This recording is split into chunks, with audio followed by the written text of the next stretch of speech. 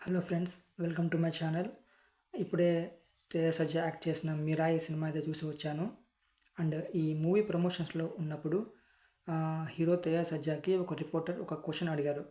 Like అంటే ధర్మం గురించే ఎప్పుడు సినిమా చేస్తున్నారు, సనాతన ధర్మం గురించి అని, లైక్ హనుమాన్, ఇప్పుడు 'మిరాయి' అని.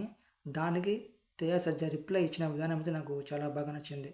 ఎలా అంటే ఎప్పుడు లవ్ స్టోరీస్ చేస్తున్న సినిమాలకైతే మీరు క్వశ్చనింగ్ చేయలేదు.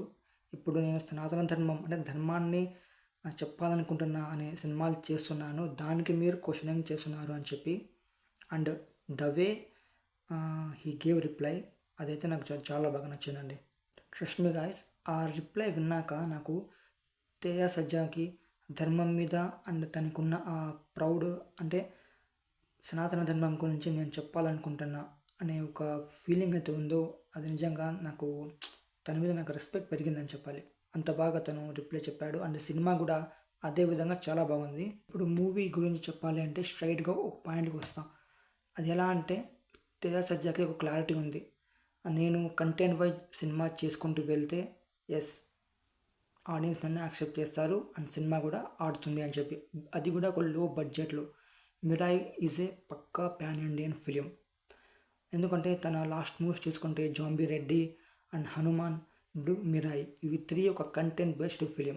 ఆఫ్టర్ వాచింగ్ 'మిరాయి' 60 crores బడ్జెట్లో ఆ విఎఫ్ఎక్స్, అంటే ఆ మొత్తం ఆ వర్క్ అంతా చూసినప్పుడు నిజంగా మొత్తం టీంకి నా హ్యాట్స్ ఆఫ్ అని చెప్పాలి. అంత బాగా తీశారు. అది వేరే వాళ్ళు తీసి ఉంటే మేబీ బడ్జెట్ చాలా ఎక్కువ అయ్యేది. అండ్ నా దృష్టిలో this is a worth movie. First frame నుంచే మీరు ఎంగేజ్ అవుతారు సినిమాని. And it's a visual scale, అంటే విఎఫ్ఎక్స్ కానివ్వండి, లైక్ ఇంటర్వల్ బ్లాక్ అయితే మాస్, అస్సలు ఎక్స్పెక్ట్ చేయరు. అండ్ ఇది black film and it's a very good film. ఓపెనింగ్లో ప్రభాస్ వాయిస్ వస్తుంది అండ్ ఎండింగ్లో కూడా ఒక డైరెక్ట్ హింట్ ఇస్తారు. అండ్ పక్క మీద గూస్ బంప్స్ ఫీల్ అవుతారు guys. So don't miss it, watch it on theatres only. Performance side అయితే తేజ సజ్జా ఇచ్చేశాడు, 100% ఇచ్చేశాడు. అండ్ ఇంకోటి విలన్ మన మంచు మనోజ్ అన్న గురించి నేను చెప్పాలి. ఈ సినిమాలో మంచు మనోజ్ అన్న ఇచ్చిన పర్ఫార్మెన్స్ లాస్ట్ ప్రీవియస్ ఫిలిమ్స్లో ఎక్కడ కూడా ఇవ్వలేదు. Especially last climax train scene అయితే, ఫైట్ సీక్వెన్సెస్ అయితే సూపర్, బస్సులు చించేశాడు మంచు మనోజ్ అన్న.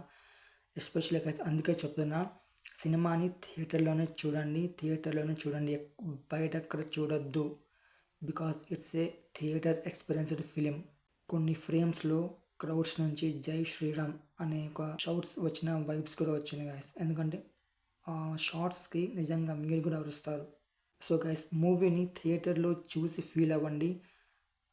సైలెంట్గా వెళ్ళిపోయి థియేటర్లో చూసి ఎలా ఉందో నాకు కామెంట్ చేయాలి మీరు, ఓకేనా?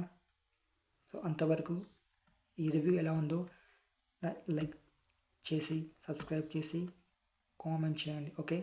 And don't forget to subscribe my channel. అంతవరకు నేను మీ బాస్ డీకే.